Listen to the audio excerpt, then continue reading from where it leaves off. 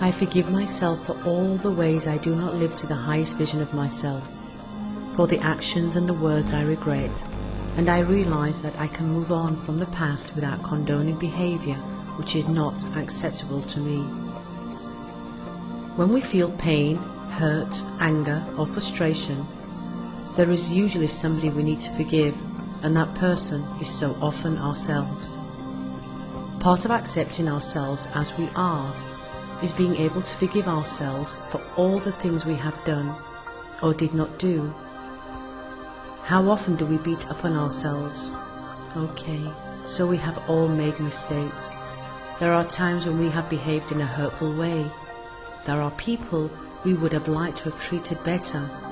There are people who have wound us up, people who have brought out the worst in us.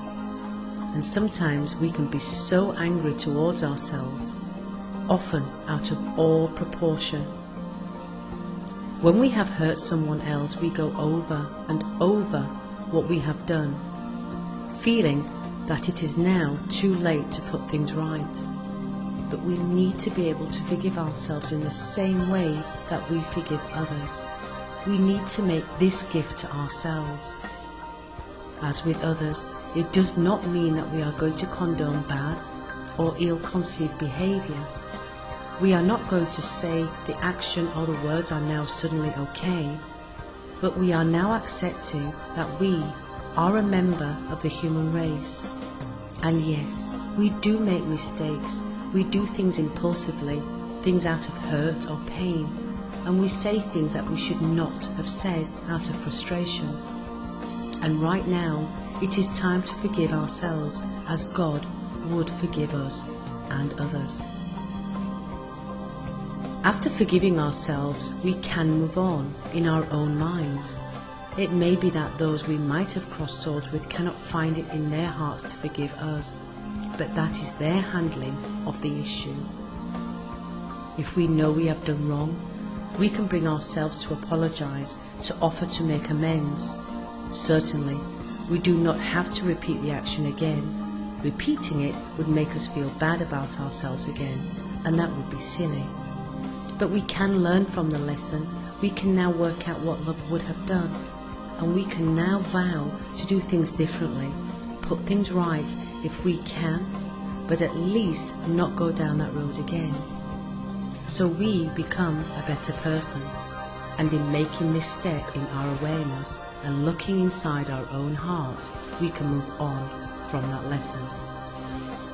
It would be pointless to live the experience over and over again, using ourselves as a human punch bag.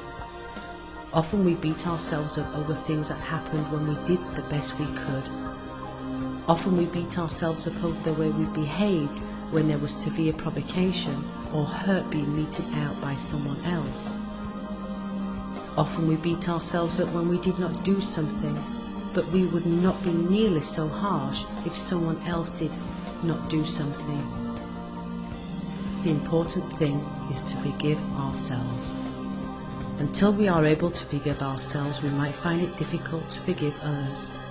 So, let us take the mirror, look into our own beautiful eyes, and tell ourselves just how much we love and accept ourselves, and how we forgive ourselves. And now we are able to put this indiscretion, this inappropriate action, or those cruel words into the past where they belong. They are history, no more. They're not history, however, if we keep on repeating these things either in our life or in our thoughts. To love ourselves and so be able to love others properly, we need to think loving and kind thoughts about ourselves. And to forgive is very important. If we do not forgive ourselves, we end up becoming sick, either in our minds or bodies. Forgiveness is so important for ourselves as much as others who have wronged us. And when it comes from a place that this forgiveness is not making bad behavior right, it enables us to move on without repeating the mistakes of the past.